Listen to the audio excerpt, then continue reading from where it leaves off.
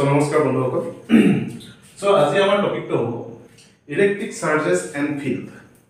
Electric charges and field মানে অসমীয়াত কি বৈদ্যুতিক ক্ষেত্ৰ, বৈদ্যুতিক আধান আৰু ইয়াৰ ক্ষেত্ৰসমূহ। ঠিক আছে,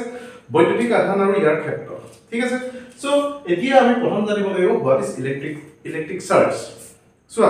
ইলেক্ট্ৰিক চাৰ্জৰ কথা কোৱাৰ আগতে আমি অকমান পুৰণা হিষ্ট্ৰীলৈ উভতি যাওঁ। যেতিয়া আমি 600 BC মানে তোমাৰ 600 খ্ৰীষ্টপূৰ্বৰ পিছৰ ফালে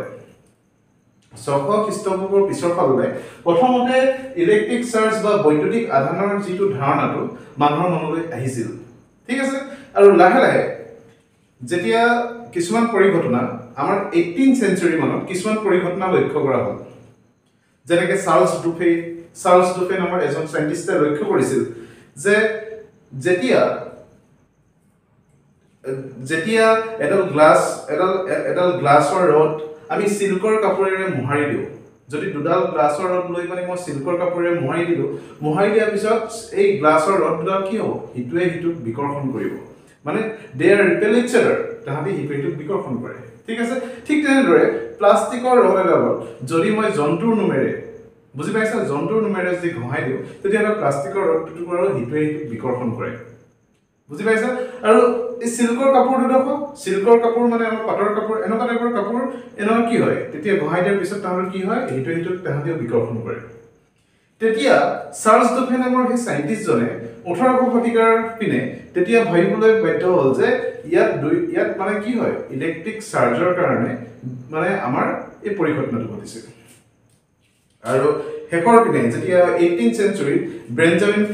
ফ্ৰেংকলিন নামৰ এজন সাইন্টিষ্টে আৱিষ্কাৰ কৰিলে যে ইয়াত দুই প্ৰকাৰৰ আধান আছে। বুজি পাইছা, এইটো দুই প্ৰকাৰৰ আধানৰ কাম, মানে যেতিয়া গ্লাছৰ ৰড এটুকুৰাৰ ওপৰত যেতিয়া মই সিল্কৰ কাপোৰেৰে মোহাৰি দিওঁ তাত যিটো আধান সৃষ্টি হয় সেই আধানটো এটা আধান, আৰু যেতিয়া প্লাষ্টিকৰ ৰড এটুকুৰাৰ ওপৰত যেতিয়া জন্তুৰ নোমেৰে ঘঁহাই দিওঁ তেতিয়াহ'লে যিটো আধান সৃষ্টি হয় সেইটো এটা বেলেগ আধান। সো বেঞ্জামিন ফ্ৰেংকলিনে তেতিয়া ক'লে যে এই যে ইয়াত দুই প্ৰকাৰৰ আধান আছে, বেঞ্জামিন ফ্ৰেংকলিনে কি বুলি ক'লে, ইয়াত দুই প্ৰকাৰৰ আধান পোৱা যায়, সেই আধান দুটা এটা যদি পজিটিভ হয় সেইটো নেগেটিভ। মানে বেঞ্জামিন ফ্ৰেংকলিনে এইটো ক'লে যে পৃথিৱীত দুই প্ৰকাৰৰ আধান পোৱা যায়, আৰু সেই দুই প্ৰকাৰৰ আধান এটা হৈছে পজিটিভ মানে ধনাত্মক আধান, আৰু সেইটো হৈছে ঋণাত্মক আধান মানে পজিটিভ চাৰ্জ পাৰ্টিকল, আৰু সেইটো হৈছে negative charge particle. One is positive charge, এটা কি আছে, এটা পজিটিভ চাৰ্জ আছে, আৰু সেইটো কি আছে, নেগেটিভ চাৰ্জ। বুজি পালা, দুই প্ৰকাৰৰ চাৰ্জ আছে বুলি ক'লে। সো আমি লাহে লাহে গম পাই আহিলো যে বা তেওঁ এক্সপ্লেইন কৰিলে যে দুটা পজিটিভ চাৰ্জ বা দুইটা সেম চাৰ্জৰ মাজত দুটা পজিটিভ চাৰ্জ বা দুটা নেগেটিভ চাৰ্জ, ঠিক আছে, দুটা পজিটিভ চাৰ্জ বা দুটা নেগেটিভ চাৰ্জ, তাহাঁতৰ দুটাৰ মাজত সদায় কি হ'ব, ৰিপালচন হয় মানে বিকৰ্ষণ হয়, তাহাঁতি ইটোৱে সিটোক ঠেলে। দুইটা যেতিয়া সেম চাৰ্জ হয় তেতিয়াহ'লে কি হ'ব, ইটোৱে সিটোক ঠেলে, আৰু যেতিয়া দুটা অপজিট চাৰ্জ হয় তেতিয়াহ'লে কি হ'ব, ইটোৱে সিটোক কি কৰে, আকৰ্ষণ কৰে। বুজি পাইছা নে, ইটোৱে সিটোক এট্ৰেক্ট কৰে। হ'ল, এইটো হৈছিল আমি দুই প্ৰকাৰৰ চাৰ্জৰ আমাৰ বিৱৰণ। এতিয়া আহিলো আমি প্ৰপাৰ্টিজ অফ চাৰ্জেছ মানে কি হ'ব, আধানৰ বৈশিষ্ট্যকেইটা হ'ব, আধানৰ বৈশিষ্ট্য বা তাৰ মানে আমাৰ প্ৰপাৰ্টিজ কি হয় মানে। ঠিক আছে, সো এক নম্বৰ বৈশিষ্ট্য হ'লে এডিটিভিটি।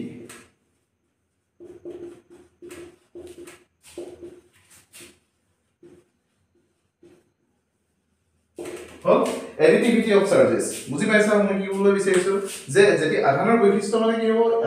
আমাৰ যিখিনি চাৰ্জ আছে চাৰ্জবিলাকৰ যিটো প্ৰপাৰ্টিজ, আমি প্ৰপাৰ্টিজৰ প্ৰথম প্ৰপাৰ্টিজটো মই কি বুলি ক'লো, এডিটিভিটি অফ চাৰ্জ। এডিটিভিটি অফ চাৰ্জ মানে কি, তাহাঁতক আমি মুঠ চাৰ্জ কিমান আছে আমি তাহাঁতক যোগ কৰি ল'ব পাৰোঁ। চোৱা, charge is a scalar quantity. বুজি পাইছে, চাৰ্জটো এটা স্কেলাৰ কোৱান্টিটি হয়। হ'ল, চাৰ্জবিলাক আমি যোগ কৰিব পাৰোঁ। হ'লে এতিয়া মাছটো এটা স্কেলাৰ কোৱান্টিটি হয়, মাছটো এটা স্কেলাৰ কোৱান্টিটি আৰু চাৰ্জটো এটা scalar quantity, but there is a difference between mass and charge is that যে মাছটো কি হয় সদায় পজিটিভ, বাট চাৰ্জটো কি হয় পজিটিভো হ'ব পাৰে নেগেটিভো হ'ব পাৰে।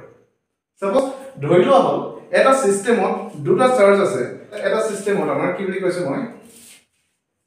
সাপোজ প্লাস কিউ এনেকে আছে, -2q আছে, হলে আমাৰ এনেকে আছে চাৰ্জ আছে, আমাৰ চাৰ্জ আছে, গতিকে ইয়াত টোটাল চাৰ্জ কিমান হ'ব, টোটাল চাৰ্জটো কি হ'ব, আমি এই দুইটা চাৰ্জ আমি যোগ কৰি দিম। বুজি পাইছা দুইটা চাৰ্জ যোগ কৰিলে কি হ'ব plus q minus 2q which is got minus q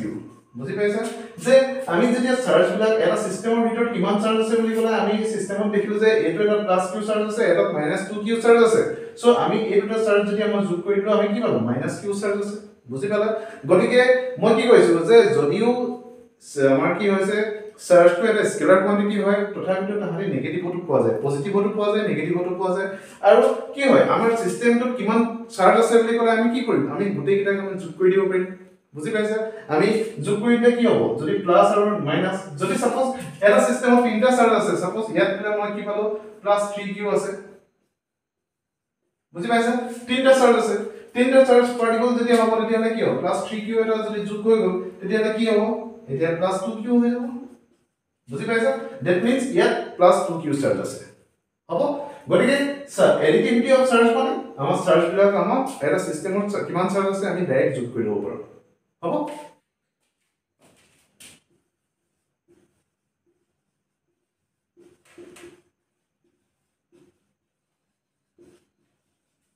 হ'ল যেটো নেক্সট প্ৰপাৰ্টি হ'ব নেক্সট প্ৰপাৰ্টিটো হৈছে চাৰ্জ ইজ কনজাৰ্ভড বুজি পাইছা চাৰ্জ বিলাক সংৰক্ষণ হৈ থাকে মানে মই এইটো ক'ব বিচাৰিছো চোৱা যেতিয়া মই কি ক'লো যেতিয়া আমাৰ ইয়াত গ্লাছৰ ৰড টুকুৰা আছিল গ্লাছৰ ৰড টুকুৰাৰ ওপৰত মই কি হৈছে সিল্কেৰে গহনাই দিছিলো গহনাই দিয়াৰ ফলত কি হৈছিল ইয়াত আমাৰ কি হৈছিল ইয়াত পজিটিভ চাৰ্জ অলপ গোট খাইছিল বুজি পাইছা পজিটিভ চাৰ্জ গোট খাইছিল মানে কি হ'ব ই ইলেক্ট্ৰন ডোনেট কৰিছিল ই ইলেক্ট্ৰন ত্যাগ কৰিছিল কালে সিল্কৰ টুকুৰাটোলে বুজি পাইছানে সিল্কৰ টুকুৰাটোলে কিমান ইলেক্ট্ৰন ডোনেট কৰিছিল চোৱা ইয়াত যদি তোমাৰ ই ছটা ইয়াত কি আছে ছটা আমাৰ কি আছে চাৰ্জ আছে টোটাল ছটা আমাৰ কি আছে পজিটিভ চাৰ্জ আছে মানে ই ছটা ইলেক্ট্ৰন ডোনেট কৰিছিল গতিকে ইয়াত কেইটা ইলেক্ট্ৰন থাকিব লাগিব ছটা এক্সট্ৰা ইলেক্ট্ৰন থাকিব বুজি পাইছানে মই কি কৈছো যে টোটাল চাৰ্জটো কিমান হ'ব 0 হৈ যাব বুজি পাইছা কাৰণ তাহাঁতি আগতে নিউট্ৰেলে আছে বুজি পাইছা এটা সিস্টেমত কেতিয়াও চাৰ্জ ক্ৰিয়েট হ'ব নোৱাৰে বা ডেষ্ট্ৰয় হ'ব নোৱাৰে বুজি পাইছা চাৰ্জটো জন্ম হ'ব নোৱাৰে ধ্বংস হ'ব নোৱাৰে বুজি পালা চাৰ্জবিলাক কি হৈছে ট্ৰান্সফাৰ হৈছে হিটোৰ পৰা হিটোলৈ আমাৰ কি হৈছে ইলেক্ট্ৰন এটা ইয়াত ইলেক্ট্ৰন ছটা ইয়ালৈ ট্ৰান্সফাৰ হৈছে আৰু তাৰ ফলত কি হ'ব ইয়াত আমাৰ ছটা প্ৰটন বেছিকৈ ওলাই পৰিলে বুজি পাইছা সেইকাৰণে ইয়াত পজিটিভ চাৰ্জ হ'ব আৰু ইয়াত নেগেটিভ চাৰ্জ হ'ব হ'ল হেনেকে আমি প্ৰতিটো সিস্টেমতে আমি যেতিয়া আমি দেখি যাম যে চাৰ্জবিলাক ধ্বংস হোৱা নাই বা আমাৰ সৃষ্টিও হোৱা নাই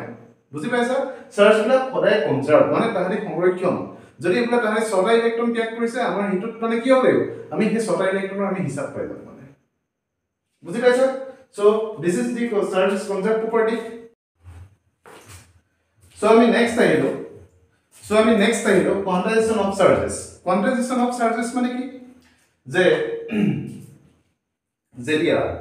যেতিয়া আমি পৃথিৱীত বা নেচাৰত বুজি পাইছা নেচাৰত বা ফিজিক্সত আমি কি কৈছো যেতিয়া আমি চাৰ্জ বিলাক বিচাৰিবলৈ যাম চাৰ্জ বিলাক কি হ'ব এটা পেকেট হিচাপত পোৱা যাব কোৱান্টাম পেকেট হিচাপত পোৱা যাব মানে কোয়ান্টাইজেশনত থাকিব বুজি পাইছা তাহাঁতি মানে কি হ'ব আধা বুজি পাইছা আধা বা 5 ভাগৰ 1 3 ভাগৰ 1 আমি হেনেকে চাৰ্জ নাপাওঁ চাৰ্জ বিলাক মই কেনেকে পাম চাৰ্জ বিলাক মই পাম এটা চাৰ্জ দুটা নেগেটিভ চাৰ্জ তিনটা নেগেটিভ চাৰ্জ আমি হেনেকে পাম বুজি পালা যে মানে কোয়ান্টাইজেশন অফ চাৰ্জ মানে কি there n of e বুজি পাইছা where n is integer বুজি পাইছা where n is integer মানে কি হ'ব n ৰ মানটো কি হ'ব নেগেটিভ হ'ব পাৰে 0 হ'ব পাৰে পজিটিভ হ'ব পাৰে ঠিক আছে এতিয়া মানে কি হ'ল মই এটা কোয়ান্টাইজেশন বুলি ক'লে এটা বুজি পাবৰ কাৰণে এটা সহজ এক্সাম্পলটো হৈছে কি এতিয়া যে তুমি দোকান এখনলৈ যোৱা তাত বোলে তোমাক দৰকাৰ হ'ল কি হ'ব বোলে তাত বোলে খোলাকে চেনি বিকিছে তুমি তাত বোলে 1 কেজি চেনি লাগে 1 কেজি চেনি আনিব পাৰিবা 1.5 কেজি চেনি লাগে বোলে 1 কেজি আৰু আধা চেনি লাগে তেতিয়ালে তুমি হেনেকৈ আনিব পাৰিবা আধা কেজি চেনি লাগিলে তেনেকৈ আনিব পাৰিবা 2 কেজি চেনি লাগিলে তেনেকৈ আনিব পাৰিবা ঠিক আছে কিন্তু আকৌ এখন দোকানত কেনেকৈ চেনি বিকিছে তাত অকল 1 কেজিৰ পেকেটহে পায় চেনি গতিকে তুমি দোকানখনলৈ যদি 2 কেজি চেনি লাগে তেতিয়ালে তুমি দুটা পেকেট আনিব লাগিব যদি 3 কেজি চেনি লাগে তোমাক তিনটা পেকেট আনিব লাগিব যদি 5 কেজি চেনি লাগে তোমাক পাঁচটা পেকেট আনিব লাগিব কিন্তু যদি তোমাক বোলে 4 কেজি আৰু আধা কেজি লাগে বোলে তোমাক বোলে আধা কেজি চেনি লাগে তেতিয়ালে তুমি আনিব নোৱাৰিবা বুজি পাইছা সো সেই যে দোকানখনত যে মই 1 কেজি 1 কেজি কে যে ভাগ কৰি থৈছে মই হেতুকে কৈছো যে কোয়ান্টাইজেশন কৰি থৈছে তাত বুজি পাইছা সো এনেকে আমাৰ ইলেক্ট্ৰনছ বিলাক বা আধান বিলাক হেনে কোয়ান্টাইজেশন কৰা থাকে হল কোয়ান্টাইজেশন কৰা থাকে সো ই ভ্যালুটো কিমান হয় হোৱাট ইজ ই ভ্যালুটো হ'ব 1.6 into 10 power minus 19 coulomb হল coulomb কি coulomb is a SI unit of charge charger SI unit to হৈছে coulomb বুজি পালা সো এতিয়া চোৱা ই যদি আমি যদি নেগেটিভ কে লিখো তেতিয়া হলে আমি কম পাম যে দিস ইজ ইলেক্ট্ৰনৰ নেগেটিভ ইলেক্ট্ৰন যেহেতু নেগেটিভ চাৰ্জ পাৰ্টিকল বা ঋণাত্মক আধানযুক্ত হয় গতিকে ইলেক্ট্ৰনৰ চাৰ্জটো মই নেগেটিভ লিখিম যদি ই পজিটিভ লিখো তেতিয়া হলে মই কি কম দিস ইজ প্ৰটন বুজি পাইছা প্ৰটনৰ চাৰ্জও ইনকৈ হ'ব 1.6 into 10 - 19 কুলম বুজি পালা সো আমি ই বুলি ক'লে আমি পজিটিভ বা নেগেটিভত লিখো হেতু আমি নিজৰ হিচাপত লিখিম বুজি পালা সো আমি আধান অলপৰ বিষয়ে জানিবলগীয়া কথা এইটোৱে ৰিলেটিভিটি অফ চাৰ্জ আছে তাৰ আছে charge is conserved quantization of charge আমি হেবিলাক বস্তু বুজি উঠিলো হ'ব ঠিক আছে পৃথিৱী হলে যিমানখিনি মেটেৰিয়েলছ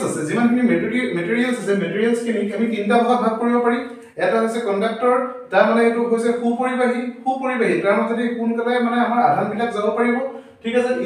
ইনসুলেটৰ মানে হৈছে অপৰিবাহী তাৰ মাজেদি আমাৰ আধান বিলাক চলাচল কৰিব নোৱাৰে হৈছে আৰু হিটো হৈছে সেমিকণ্ডাক্টৰ মানে অৰ্ধপৰিবাহী হেতু মানে তোমাৰ পৰিবাহীও নহয় ঠিক অপৰিবাহীও নহয় মানে অৰ্ধপৰিবাহী মানে অপৰিবাহীও নহয় ঠিক আছে যেতিয়া কিন্তু বৰ্তমান সময়ত আটাইতকৈ ইউজ হোৱা হৈছে মেটেৰিয়েলটো হৈছে সেমিকণ্ডাক্টৰ আমাৰ সেমিকণ্ডাক্টৰটোৱে আমাৰ বহুত বেছি ইউজ হয় ইলেক্ট্ৰনিক্সত হলে দুই প্ৰকাৰৰ সেমিকণ্ডাক্টৰ পোৱা যায় সিলিকন আৰু জাৰ্মেনিয়াম ঠিক আছে এই বস্তু আমি পিছত আমি পঢ়ি গৈ আছো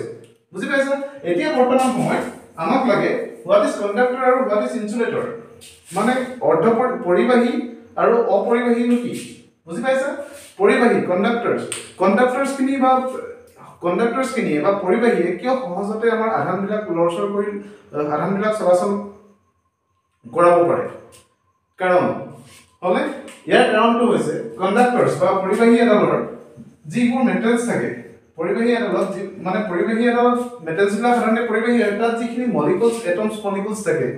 মলিকুলছ বিলাকৰ ফ্ৰী ইলেক্ট্ৰন থাকে বুজি পাইছানে ফ্ৰী ইলেক্ট্ৰন মানে য'ত আমাৰ নিউক্লিয়াছটো আছে সাপোজ হল নিউক্লিয়াছৰ বাহিৰত কি হয় ইলেক্ট্ৰন বিলাক ঘূৰি ফুৰে যেটো বাহিৰৰ খুলত থকা ইলেক্ট্ৰন এটা বা দুটা আছে সেই ইলেক্ট্ৰন গিটা এই ভিতৰৰ নিউক্লিয়াছটোৰ লগত কি হয় অলপ কমকে বন্ধনটো হৈ থাকে তাৰ যেটো বন্ধন শক্তি বাইন্ডিং এনাৰ্জি কি হয় অলপ কম হয় তুলনামূলকভাৱে ভিতৰতকে গতিকে এই কম হোৱাৰ কাৰণে তাহাঁতি সোনকালে আঁতৰি যাব পাৰে সেই আঁতৰি যাব পৰাটোকে যেটো মানে যিখিনি ইলেক্ট্ৰন বাহিৰত থাকে সেই বাহিৰত থকা ইলেক্ট্ৰনখিনি কোৱা হয় ফ্ৰী ইলেক্ট্ৰন বুজি পাইছা এই মেটেলছ বিলাকত সাধাৰণতে ফ্ৰী ইলেক্ট্ৰন থকাৰ কাৰণে তাহাঁতি খুব সহজতে কি হ'ব আধান বিলাক লৈ যাব পাৰে সো কণ্ডাক্টৰছ বা পৰিবাহী এডাল আধান বিলাকৰ কাৰণে বহুত মানে আধান চলাচল কৰিবৰ কাৰণে বহুত ইজি হয় ঠিক তেনেদৰে অলৰেডি যদি মই ইনসুলেটৰছ খিনি কথা কওঁ ইনসুলেটৰছে কি কৰে তাহাঁতৰ মাজত সেই ফ্ৰী ইলেক্ট্ৰনটো নাই ফ্ৰী ইলেক্ট্ৰনটো নথকাৰ কাৰণে তাহাঁতি যদি ইলেক্ট্ৰন এটা বা তাহাঁতি আধান এটা যদি ইয়াত পাইছে আধান এটা যদি ইয়াত যদি ক্ৰিয়েট হৈছে ফ্ৰিকশনৰ ফলত বা যিকোনো ক্ষেত্ৰতে হওক আধান এটা যদি ক্ৰিয়েট হৈছে আধানটো তাহাঁতি লৰচৰ কৰিব নোৱাৰে বুজি পাইছা এইটোৱে হৈছে আমাৰ পৰিবাহী আৰু অপৰিবাহীৰ মাজত পাৰ্থক্য হ'ব সো আমি আহিলো যে কণ্ডাক্টৰছ আৰু ইনসুলেটৰ আমাৰ কি আছে ইনসুলেটৰৰ মাজত আমাৰ এক্সাম্পলটোৰ বিষয়ে সো আমি আগতে কৈছে কণ্ডাক্টৰছ বিলাকৰ ফ্ৰী ইলেক্ট্ৰন আছে ইনসুলেটৰৰ ফ্ৰী ইলেক্ট্ৰন নাথাকে গতিকে তাহাঁতৰ আমাৰ এক্সাম্পল কি আছে প্লাষ্টিক আছে উড মানে কাঠ বুজি পাইছা সো নাইলনছ আছে হলে আৰু আমাৰ কণ্ডাক্টৰছৰ কাৰণে কি আছে আইৰন আছে কপাৰ আছে বুজি পাইছা অলমোষ্ট অল মেটেলছ সব মেটেলছে নহব পাৰে অলমোষ্ট অল বুজি পাইছা তেজত হিউম্যান বডি আমাৰ মানুহৰ বডিটো এনিমেলছ বডি আমাৰ আৰু কি আছে art is a good conductor বুজি পাইছানে পৃথিৱীখন এখন সুপৰিবাহী হয় বুজি পালা সো এতিয়া আমি কিছুমান এক্সাম্পল আমি ল'ব পাৰো আমি কিছুমান পৰিঘটনা আমি লক্ষ্য কৰিব পাৰো চাবা যেতিয়া আমি গ্লাছৰ টুকুৰাটোৰ ওপৰত যেতিয়া সিলিকনৰ কাপোৰখনে মই ঘনাই দিছিলো তেতিয়া হলে কি হ'ব গ্লাছৰ টুকুৰাটো সুপৰিবাহী নহয় বা গুড কণ্ডাক্টৰ নহয় কাৰণে কি হ'ব তাত চাৰ্জ বিলাক গুড খাই আছিল বুজি পাইছা তাৰ কি আছে চাৰ্জ বিলাক কি হ'ব গুড খাই আছে নেকি চাৰ্জ বিলাক এনেকৈ গুড খাই আছে হল যদিহে মই যদি তোমাৰ এটুকুৰা যদি গ্লাছ নহয় এটুকুৰা যদি মই আইৰন হলতেন বুজি পাইছা যদি চামুচ এটুকুৰা হলতেন চামুচ এখন হলতেন তেতিয়াহলে কি হলতেন বুজি পাইছা যদি এখন suppose this is a spoon মানে এখন চামুচ মই ধৰিলো চামুচখনৰ ওপৰত মই এনেকে গহনাই দিয়াৰ ফলত কি হ'ব চামুচখনটো এনেকে চাৰ্জ গুড খাব কৰাৰ ফলত কি হ'ব মইতো এনেকে চামুচখনটো মই হাতেৰে ধৰি থকাৰ ফলত কি হ'ব এই যে চাৰ্জ বিলাক আমাৰ কি হ'ব এই চামুচখনৰ সাৰফেসে দি আহি পিনি আমাৰ বডিত সোমাব আমাৰ কি আছে মই human body is a good conductor ঠিক আছে আমাৰ বডিয়ে সোমাই পিনি কি হ'ব তললে গুচি যাব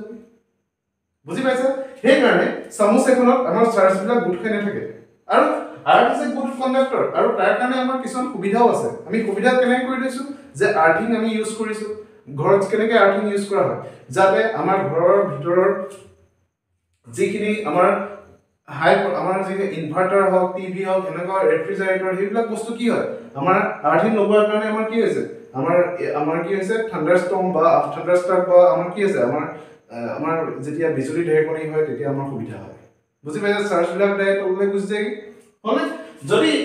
মই এই স্পুনৰ ঘটনাটো বা চামুচৰ ঘটনাটো মই ইয়াত মই লক্ষ্য কৰো যদি মই ইয়াত যদি মই সিল্কৰ কাপোৰেৰে যদি মোহাৰি দিও বা ঘৰখন কৰি দিও বা আমি যদি ইয়াত ফ্ৰিকশনৰ ফলত কি হ'ব ইয়াত কিছুমান চাৰ্জ কন্ডাক্টৰছ গুড খাব বুজি পালা এই সাৰফেসখনত কন্ডাক্টৰছ গুড খাব যদিহে এই টুকুৰা যদি ইয়াৰ নিচিনাকৈ যদি আমাৰ কি হয় কিছুমান ইনসুলেটৰ বা অপৰিবাহীয়ে যদি আমি এনেকে ধৰি থাকো তেতিয়াহলে ইয়াত আহিত